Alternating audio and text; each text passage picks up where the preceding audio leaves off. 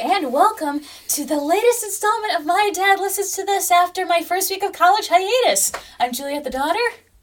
I'm Kevin the dad, and I'm back from 3 weeks of vacation from work. It was awesome. We both went on vacation, Dad and Mom and I. We went for, about a week? Well, we went for 4 days, but we were off for like a little while. Yes, and Dad yes, got we were. 3 weeks off from work. So we're both happy to be back where we are, right? Thrilled, even. Okay. But we are thrilled to be talking about albums again on this podcast. So, Dad, what album are we talking about this week? Well, you're the one who picked it, so why don't you tell the folks at home? All right. Well, the album I chose this week was Touch by Eurythmics. And they say, after last week's album, I was relieved at how I felt about this one. That's good. Okay, as always, a little background information. Eurythmics are Annie Lennox and David A. Stewart. They met in 1975 and first played together in the punk rock band The Catch. Oh, they were in punk? Cool. Which evolved into The Tourists. After putting out 3 albums with that band, Dave and Annie decided to go off on their own as they wanted to do something different. And yes, they were a couple for a while, and then they broke up, but they still stayed together as a working duo. That's nice. At least they didn't have any animosity affect their work or anything. Yeah. Well, no, not really. Okay. You can get into arguments here and there. Gotcha. They formed Eurythmics. For their first album, In the Garden, they had musical contributors. The album did good, not great, and it was only available as an import in the U.S. Mm-hmm. When they toured, it was just the two of them, along with backing tracks and electronics. Cool. After the tour, they put out 3 singles in the U.K., which went nowhere. Oh. But their second album, Sweet Dreams Are Made of This, released in January '83, was their breakthrough. The title song went to number 2 in the U.K. and number 1 in the United States. Really? Wow. It charted better over here. Yep, and suddenly Annie Lennox was on the cover of numerous magazines and became a pop icon. Yeah. Love is a Stranger, one of the 3 flop singles, was re-released and did extremely well. Touch was released less than a year later, November '83, and spawned 3 major hit singles. Here Comes the Rain Again, Right by Your Side, and Who's That Girl? Ooh, okay. In 1984, they released their soundtrack to the movie 1984. No way, the one with John Hurt? Yeah. Cool! That's awesome. That fits really well. Yep. There was some legal issues because the director was told one thing for the music, and then Eurythmics was told one thing for the soundtrack, and it got held up in court, and the album was pulled off the market temporarily, and blah, blah, blah, blah. Okay, the single was Sex Crime, which generated some controversy in parts of the U.S. due to the song's title. It's part of the book, assholes. She meant that in the nicest way possible. Yeah, sure I did. And she wasn't talking about you. No. In 1985, they released Be Yourself Tonight, which was a departure in sound, real instruments instead of electronics, and lots of guest stars. They had 4 hit singles. Would I Lie to You, There Must Be an Angel Playing With My Heart, featuring Stevie Wonder on harmonica. Sweet. Sisters Are Doing It For Themselves, co-vocals courtesy of Aretha Franklin. Whoa. And It's Alright, Baby's Coming Back. How'd they get those A-list people? They asked nicely, Okay. I guess. I'd buy that. Revenge came out in 1986, which featured Missionary Man, which went to number 1 on the US AOR chart, which is album-oriented rock. Okay. Which was a surprise to me, but that's such a great song. Savage came out in 1987. This was another change in the duo sound, mainly programmed samples and drum loops. Okay. Annie said that Revenge was more of a Dave album, while Savage was more of an Annie one. Huh, okay. We Tour 1 was released in 1989 and had more of the rock-pop sound of their mid-'80s output. Mm-hmm. And I am quoting from Wikipedia because they said this better than I ever could. After strenuous years of touring and recording, because they had released 8 albums in 8 years, a rift had developed between the duo and Eurythmics disbanded, but no formal notice was given. Unquote. Okay, Annie started her solo career, and Dave produced Anybody and Everybody for a time and did film scoring as well. Bob Dylan, Tom Petty, Daryl Hall. Helped out with the Traveling Wilburys a little bit. Yep, other people I can't remember. They did reunite at the end of the 90s and put out the album Peace, and they did a tour. Mm-hmm. And I remember, they did reunite in 2014 for The Night That Changed America. Oh yeah, for the Beatles tribute. I remember seeing them. What song did they do? Did it say? they performed The Fool on the Hill, and I remember that, and they did a really good job. Oh, I'm going to look that up after. That sounds good. Yeah, that was great. Yeah, I thought they would have reunited for the 2012 Olympics, considering they got every other British band to reunite for that. I thought they'd, do it for the country, damn it. Close your eyes and think of England. I guess they didn't either. Okay, on to the album. Touch, has one of my favorite album covers ever. Oh, can we please talk about the cover? Okay, I'm just going to say, I have no idea what the mask signifies. Okay. And sometimes I have trouble trying to do Annie's hand hands? pose. Yeah, yes. You can't see what I'm doing, but I'm taking my left elbow, hooking it in my right elbow, and I'm putting my hands on top of each other. Go Google the cover and you'll know what I mean. It's close. It's pretty close, but it's not what she does.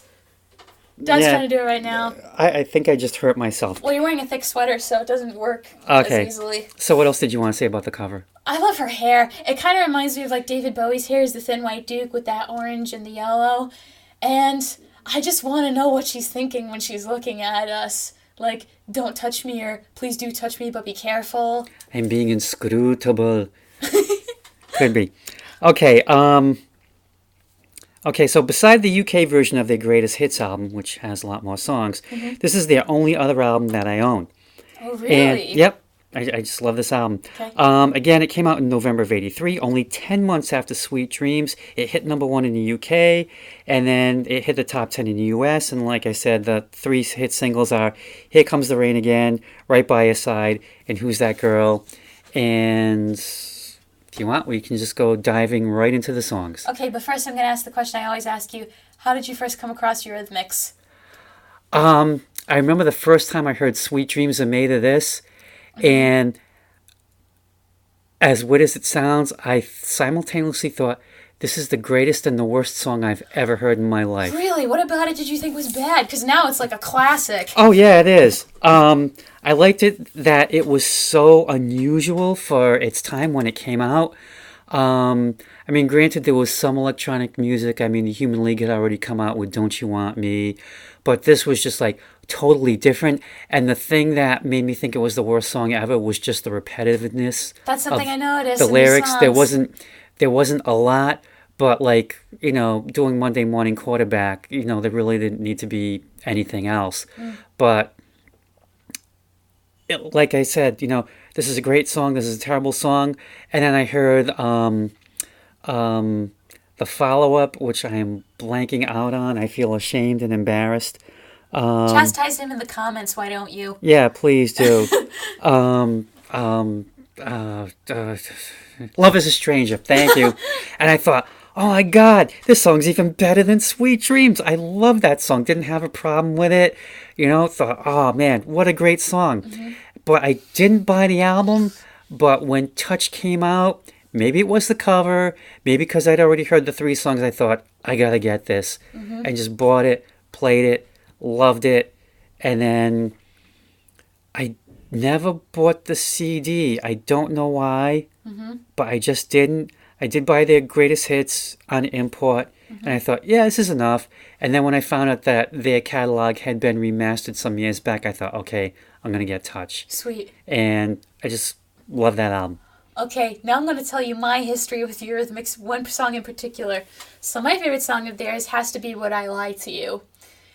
And one of the first times I heard that song was on this show that's no longer on NBC, Smash, the musical theater show. And now my dad's a fan of coupling, and Jack Davenport was on that show. So they did the musical number of Would I Lie to You, where like all his sexual affairs are starting to catch up with him. So he has like this hallucination, or he zones out and has this daydream where all the women he slept with are like aggressively jazz hands and kicking him and singing this song. And it was really weird. And then I remember my first week of college, my first week of my freshman year, they had a karaoke night, and I went up and I sang Would I Lie to You, and people seemed to like it. It was fun to sing.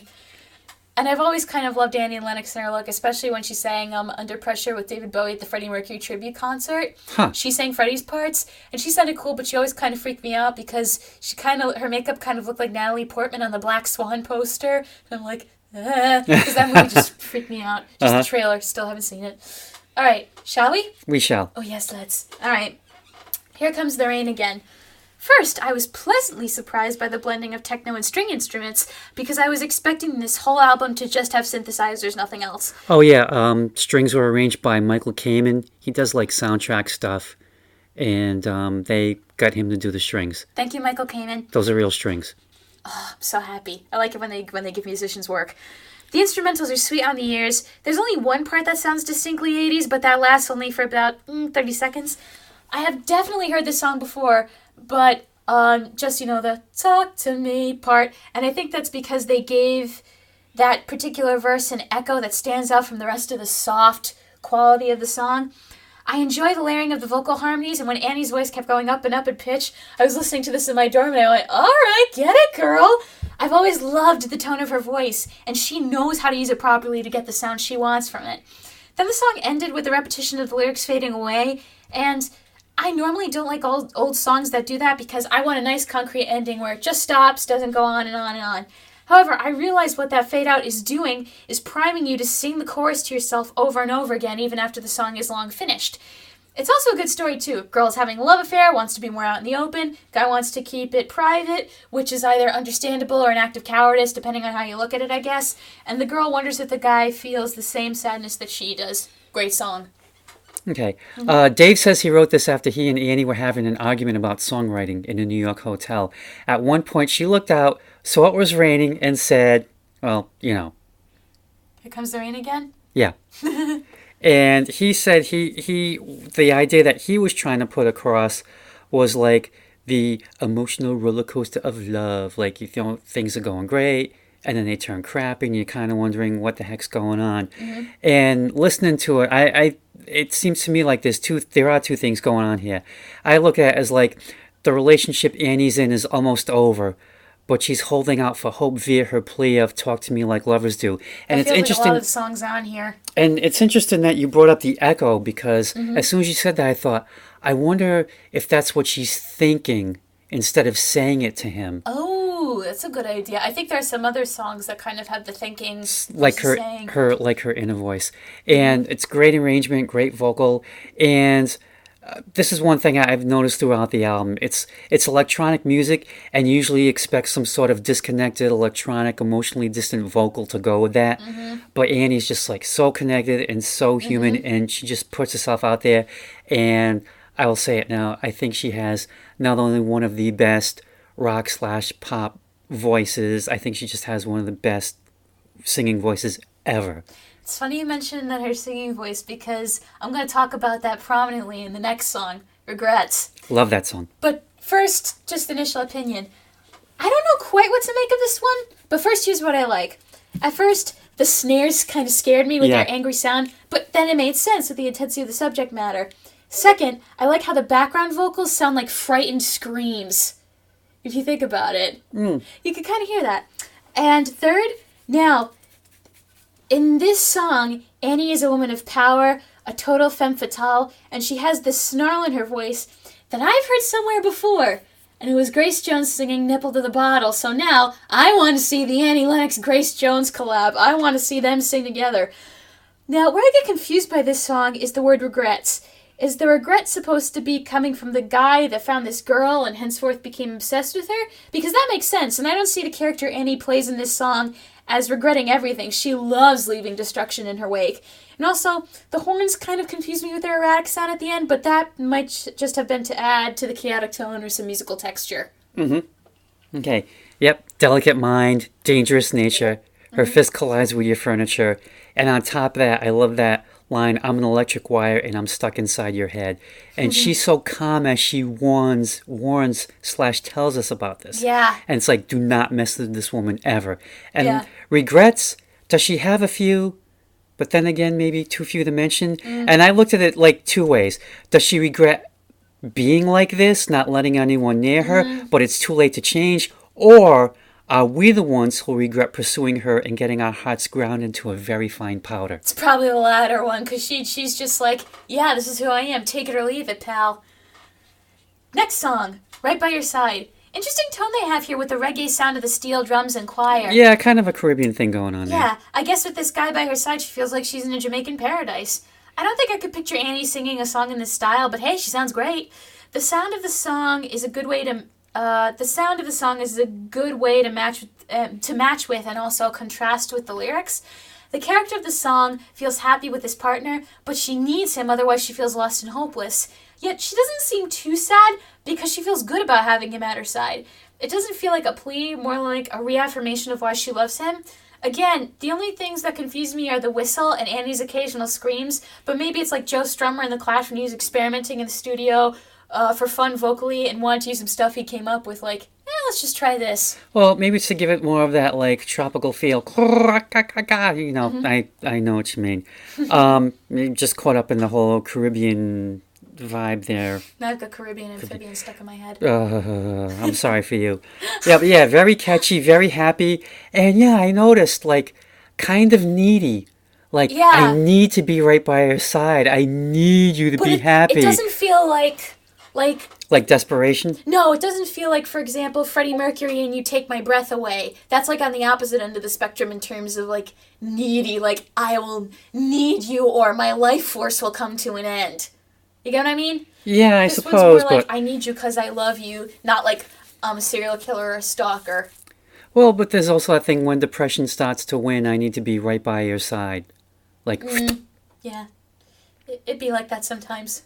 Yeah, I guess. But yeah, love the song. And as a side note, Uncle Joey had this drum machine, little portable thing, probably about half the size of this piece of paper, 8 by 11.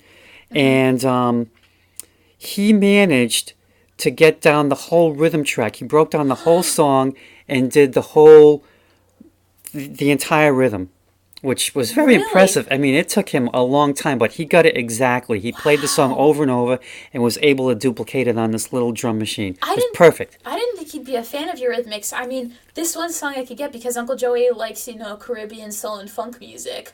But I never thought that he would like them as a group.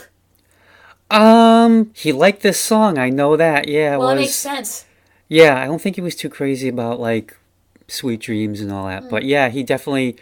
Yeah, he heard this song and he couldn't believe it was them. And he, like I said, he had his drum machine. He picked it all apart and put it all together and it was perfect. Does he still have that drum machine or is it probably just busted? I don't know. Hey, Uncle Joey, do you have the drum machine? I want to see it next time I come over to see Louisa.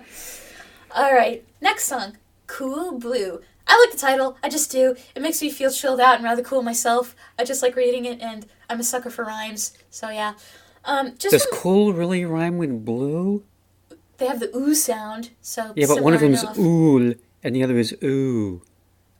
Whatever, it's rock. Yeah. Just from the lyrics of this song, as soon as she says blue, the color suits you, I immediately felt repulsed by the person she was singing this to. They sounded aloof, cold, and calculating. Annie here sounds cold and aloof herself, but it's more because she's trying to keep her logic in check as she evaluates how standoffish this guy is. Then comes the other half of herself that's still in love with the guy and won't give him up, so maybe that's like her inner thoughts here. Yeah, and I guess her cool exterior is to project to other people that she's fine and she has moved on, but clearly she has not. Musically, I love the opening percussion, and my favorite part is easily the repetition of "How could she fall for a boy like that?" over and over as it increases in pitch to sound like the annoying outsiders that look at a relationship and whisper about the people behind their backs. I thought for a minute that the pitch was going to remain in Alvin and the Chipmunks territory, but it didn't stay that way and cut it off. I think if they kept going, then the song would have just become silly and become a joke. Yeah, I mean, I like... Well, I think is an icy arrangement. I think it works. Yeah. And no warmth at all. I looked at it like the word blue from two perspectives. Either he's a cold guy or just a sad one. But either way, like she cannot give him up. Even with that chorus or her subconscious chanting, how could she fall for a boy like that? I love a messy business. Yeah. It was also really interesting to listen to this song because I'm taking an intro to film class right now and we're talking about how directors will use certain color and certain lighting and certain gels to convey the mood. And they were talking about the color blue with like how, silent films would tint it, sometimes to signal depression, sometimes how they would use it, like they would use a blue gel over the lighting to create nighttime when it was day out. And I was just like, wow, the color blue's been coming up a lot. And it's your favorite color, too. Yeah. So, I don't know, just some nice Maybe that's little another reason coincidences. that I like this song. Because it's your favorite color. And hell, my thermos I have right next to me right now is blue, too. Uh-huh. There's so much blue right now. But yeah, I mean, I think you're right, where it's just like, how could I forget you? I'm never going to give you up, no matter what, even though you're like this distant Cold-hearted person. Ugh. Yeah. Poor Annie. Next song. Who's that girl? This is not the Madonna song. No. Oh, Madonna has a similar title? Yeah, she came out with a song, Who's That Girl? But she also came out with that a few years later. Gotcha. Oh, did she get sued? Or No, was it completely different. Just title. Gotcha. Yeah. So my first thought reading the title was, uh-oh, someone's been cheating in line. I really love this song, and I was instantly hooked when Annie started off with that mournful cry in the beginning. Even though this song is about a girl who has been completely wrecked by this guy, who is such a snake charmer and cavorting with another girl, the song is oddly relaxing. The only time it gets serious is when the chorus sings, "Tell me," with the tone of soldiers as if to say they demand an answer, and they demand it now. And you get that, psh. The whip! Yep. Yes! I was like, kinky. Well, that almost kind of seems like, it's almost like if she was brave enough, she would actually go up and do that to the guy. Yeah. The only thing I want to know is if the guy, if Dave Stewart, is that his name? Yeah. Was he singing the background of the song? Because I definitely heard a male voice. Or was that somebody else? It's possible that he did background vocals. Okay. And another good touch was having Annie's voice fade out as she kept singing "Who's That Girl" over and over, because it's showing she no longer matters in this guy's life now that she's been replaced. The only part I didn't really like was the static noise. I get that it's supposed to show how this love affair is breaking up the way static breaks up, but it just clashed with my ears and it was a bit off-putting for me. Yeah, I like what you said about the ending. It's kind of like, as it's fading out, it's also like he's probably just walking away and she's just still standing there saying, "Who's that girl? Who's Standing that girl?" out in the rain. Yep. And yeah, the language of love has definitely messed up Annie. Oh, and honey. and I like that line. And she's trying to like plead with him or make him see reason, or like see it her way. Like when she says, "Look at all the foolishness your lover's talk has done," to her, not to him. And she keeps falling for this guy's lines, and he's running around with someone else. And the way I thought, like the way she sings "Who's That Girl" is like on one hand she wants to know, but then she doesn't at the same want time. to. Yeah. I mean, put yourself in her shoes. You find out that the person you love is cheating on you, and at the same time, it's like, I want to know, because some people would be like, I want to confront him, I want to kill him. Yeah. But some other people would be like, I don't want to know, it just hurts too much. And when she keeps talking about the language of love, it's almost kind of like she's woken up to realize, oh yeah, it's just words. Just words, yeah. And this just makes me realize that Annie can play the femme fatale and the damsel in distress perfectly. Oh yeah. Like, you can tell she's definitely one more than the other, but she knows what to draw upon to sound like that. Yep. Next song, The First Cut. Now, the whip crack in this song, as soon as I heard that, I thought, oh boy, we are not holding back, huh? My other favorite bit in this song is the chorus emitting a cry, almost like the gasp a person makes when they're in pain from being stabbed. The message of this song is cool. I'm a powerful woman who has had stuff happen to me, and I'm going to keep on going until I'm buried in the ground, but god damn it still hurts. And she's right, nothing compares to that first cut, because the first cut is always the one you remember, even after being cut multiple times. I guess I just wonder why she's mentioning her. She specifically mentions her white skin. Maybe because every scar and cut would be highly visible if she's that pale. I think that might be the case. Yeah, because I thought the same thing. Like, you get that first cut and it's going to be red and it's just going to be bleeding. Losing. Yeah. Not too much else to say on this song except, what's up with that creepy little girl voice? Okay. We'll get to that in a second or two. Ooh, story time. But, well, no, I don't have a story. Just an interpretation. Gotcha. Yeah, the way it starts off, it's like, it's almost a little funky, which ain't bad for allegedly soulless electronic music. And I thought the same thing. The first cut, the first time you get your heart broken, it's indelible and will stay with you forever. Yeah. But when she does that, "Hi, George, I never saw you coming in," I'm thinking, did George catch her with someone else? And is she giving him his first cut?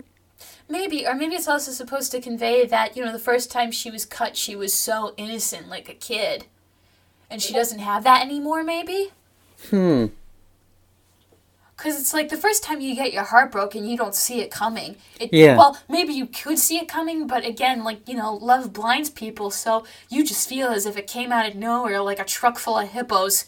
I suppose. But I always kind of got the impression, like, just the line, it's like, "Hi, George, I never saw you coming in." I feel like, oh, they're at a party or someplace, and she's already with someone. It's like, oh, I never saw you coming in. Or maybe I never saw this coming. I don't know. It's subject for debate. It is. Yeah. It is. I mean... Do you guys have an idea? There's no right answer. There's no wrong answer. Well, actually, there could be a wrong answer. There could be a wrong answer. There's probably one where Annie and Dave have had to come out and say, no, that's not what it means. Mm-hmm. All right, next. Aqua. Huh. Another blue title song. Another song that has a blue color in the title. I like blue. Okay, Homer. However, I wrote this in my notes when I was first listening to it. I think it's going to be about water instead of the color blue, and I was right in a way. A part where conveying the water worked really well was the cymbals sounding like diving into the water with a splash.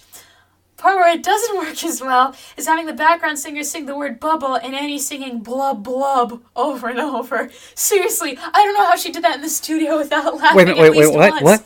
If you listen, right, at one point during the instrumental, you can hear it go blub, blub, blub. Well, to get that drowning effect, because she sings something about how she wants to fall into the water, and the bubbles are going to break on the surface, which is almost like, is she drowning herself? I know, but you don't hear that effect when you're recording in the studio, so I just picture her standing there, and Dave Stewart was like, "Hey, can you make a blub blub noise?" And she's like, okay, blub blub, is that good? Yeah, keep going, and she's just like, what the hell's this?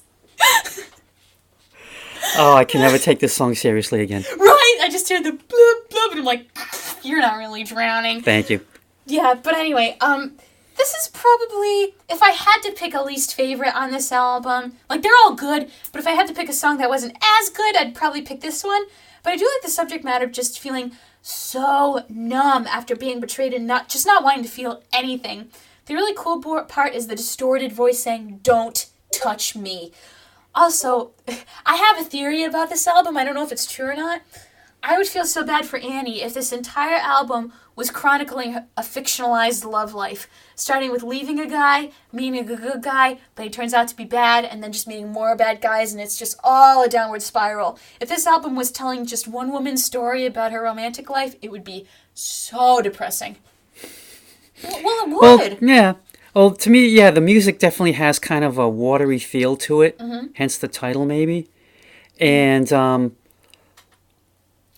I'm floating my arms out right now. Dad's staring at me. Mm-hmm. And the thing that I thought you were going to bring up, like with vocal-wise in the background, is when they start saying fa-la-la, fa-la-la. I heard of that. And it was like, are you referencing, like, Deck the Halls with Bells of No, Holly? no, I kind of got the impression, this is going to sound weird, but it's almost like rippling water, if that makes sense, or like water coming in, like not the tide coming, but No, I get what you mean. Like, there's an example of that in Part of Your World in The Little Mermaid. Alan Menken wanted the first few notes of the song to sound like water flowing, so that's why it sounds like the to capture like the current. So that's a good observation. That might be what it is. Yeah. Well, I mean, after all these years, I'm really not sure what this song's about. And part of me thinks it's maybe a user who's trying to quit, like they're going through withdrawal, because there's a thing about, don't touch me, don't talk to me about it. Yeah. But then there's also the line about, so you put the needle in, I can still see everything. So I don't know if she's being sedated. And then there's that... Like she's just like so out of control, going through the withdrawal, and she feels like she's drowning. She'd probably be falling unconscious at that point. Yeah. Mm-hmm. That's kind of what I think it is. I mean, I don't know. That's just the impression that I get. Well, it's funny you bring up addiction because I have a little story with this next song. No fear, no hate, no pain, no broken hearts. Okay, it's not my favorite song. Really, I love this song. This is, now, fun fact, I have Spotify on my computer, which is normally how I listen to these albums, but Spotify wasn't working, so I went on YouTube, and I decided from here on out, I am going to listen to all these albums on YouTube because the YouTube comments for this song were gold. Let me give you an example of some of the stuff I read. One guy saw this song as an ode to using hard drugs to escape emotion. Another woman said this song was what happened when she remarried and later divorced her first husband. So yeah, I'm reading the YouTube comments from now on. Now this is another song that I've heard before on the radio, with the part I just sang. But what makes it good other than the vocals and the chorus? For me, what makes it is the use of strings in this song. They sound like the strings in Eleanor Rigby or Street in the City. Yeah. You know what part I'm talking about, too. I also love the sarcasm of Annie's voice, like, yeah, you didn't think it could hurt this much, did you? Well, it sucks. The guy is making both of them feel like this, but he's addicted to causing havoc and can't stop. And my last note, nice sound effect for the bullets of the gun, too. Where's that come in? She talks about how he just shoots everything. Shoot. Oh, yeah. Yeah, and then you hear just like the hailstorm of bullets. Okay.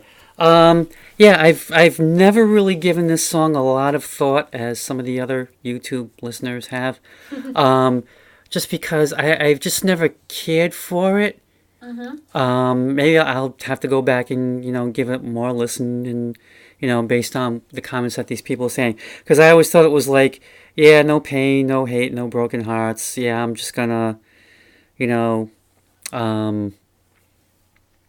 close myself off from everything so I don't have to feel anything. Mm-hmm. And then I also kind of thought it was almost like a plea, like, oh, let's have no pain and no... I viewed it as like, you didn't think it would hurt this much, did you? And then she's like, you thought there would be no fear, no hate, no pain, no broken hearts, but guess what? It's all of that and more. That makes sense. You dumbass. Yeah. Not you! Oh my god, now you dead. You know what I was talking about, right? We're friends. Yeah. Sorta. Mm-hmm. Okay. Yeah. Last song. Paint a Rumor. Love this song. Now, this song isn't even my least favorite, but I don't know if I listen to it all the time. It sounds like a good song for like background music, especially with the instrumentals. This is really a song that's trying to be, in my opinion, an artistic piece.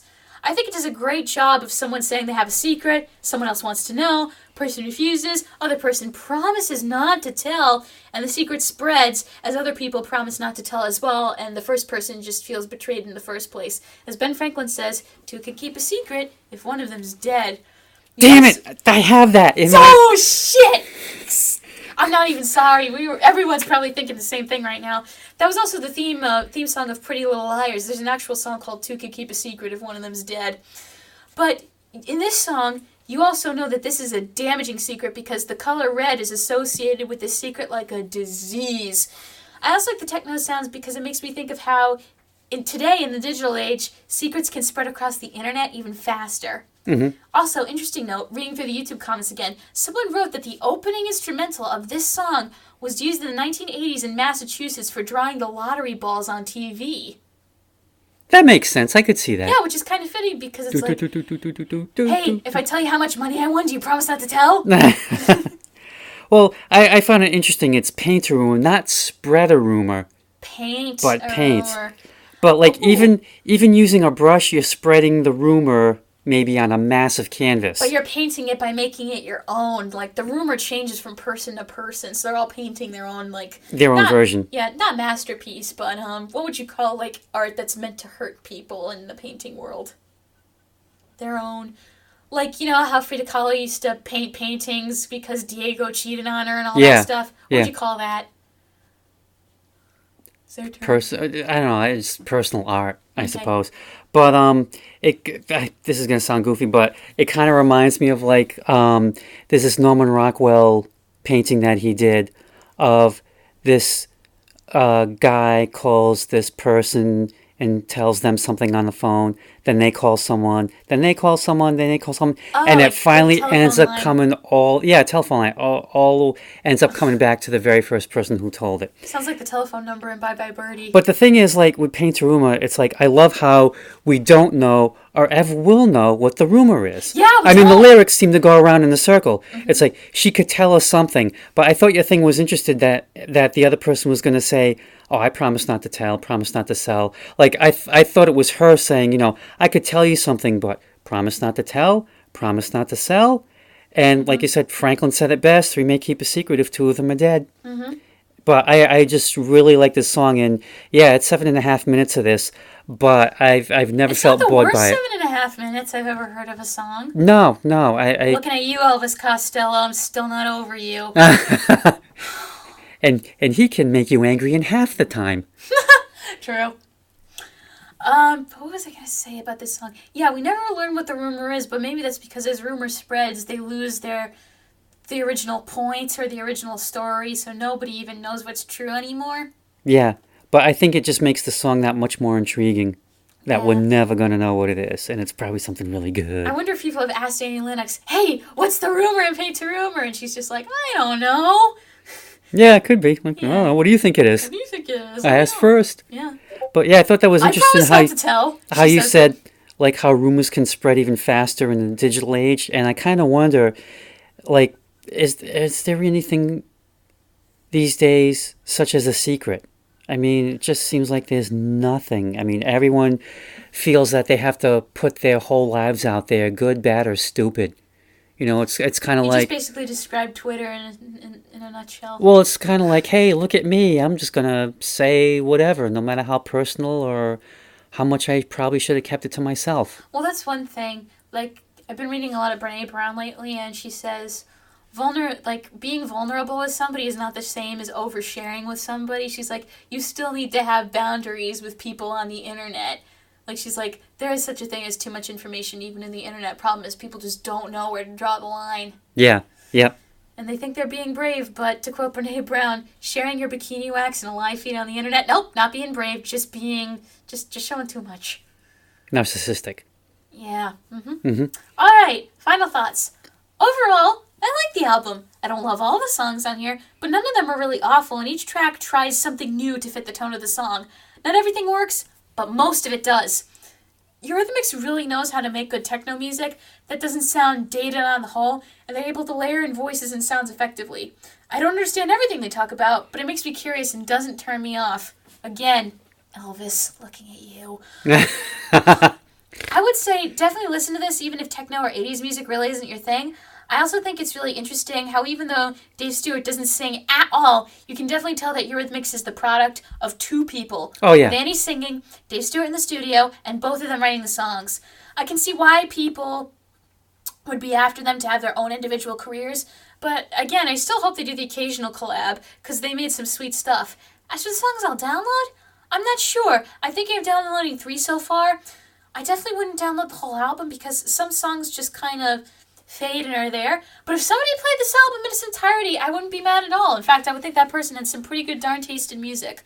Definitely listen to Eurythmics because their lesser known songs are sometimes just as cool as their hits. Mm-hmm. Yeah. I mean, to me, I think it's their best album, and it's one of the best albums of the 80s and also one of the best synth/electronic albums ever. Mm-hmm. And on one hand, yeah, it came out in the 80s, but on the other hand, I don't think it's dated that much. No, it doesn't like reek of 80s. Yeah. I mean, they definitely have their own. They definitely have their own thing going on, their own sound, and maybe that's why they, decided to break away from the rest of the tourists, and they realized they had their own thing going on. And the one thing that happened to me was like when they came out with their next album, Be Yourself Tonight. I thought, I'm just gonna buy this right out of, day it comes out, haven't heard anything, just gonna scoop it up, put the needle on. Hated it? No, not hated it, but like, oh my God, they're using real instruments. This is a real band. This isn't like the last album. It was just so different. And like the lead-off single was like Would I Lie to You? And I saw the video. Says, I love the video so much. Yep, and it's like, oh my God, it's a real band, and she's just like being this strutting badass on stage, and she's gonna get back at that guy on the motorcycle. Yep. I remember one time I was in my aerobics class in high school, and we had a TV hooked up where we could play music on YouTube. So I said, "Play Would I Lie to You" by Eurythmics, because each person got to pick a song. And my teacher plays it, and she's like, "Juliet, is the song gonna come in at all?" I'm like, "Yeah, just fast forward for the first 2 minutes. I promise there's a song in here." But like every time I watch that music video, I don't fast forward at all. I want to see the full thing play out. But I remember that album was just like such a shock because it was just like, it's a band, there's real instruments, And Elvis Costello's on this? Wait, what? He sings a duet with Annie on this song called Adrian. Okay, so maybe I guess it makes sense. But that she I also actually listened to does. this. She also does "Sisters Are Doing It for Themselves" with Aretha Franklin, And that's the Stevie Wonder song. great song. Yeah, yeah, and he contributes some great harmonica. Yeah, but Elvis, man, they had to get Elvis. He just had to be a part of this. Son of a bitch.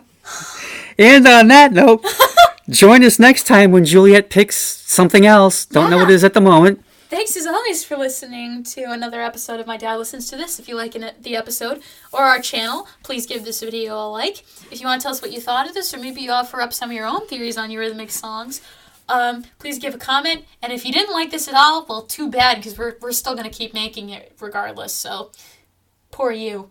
And if you want to know when I upload episodes, if you follow me on Facebook, I upload them on Facebook. If you just want to stick to YouTube, tap the bell to get notifications. I also send them to my dad, so if you have his email, he can absolutely send them to you. And also, now that I have a Twitter account, this is the first episode that I'm going to be uploading to Twitter, so it'll become where it's like you can follow me on Twitter, you can follow me on Facebook, and I will upload the episodes on both of those social media platforms. And I'm thinking about maybe even making like a Tumblr side blog to get some stuff up to there. So, yeah, hopefully we'll be able to expand. I don't know. We'll see what this holds. Expanding the brand. Yep. Will rise from obscurity to semi-obscurity. Excellent. And maybe even to infamy. And beyond. Yay! All right. Thanks as always for listening, guys. Thank you, and good night. Good night.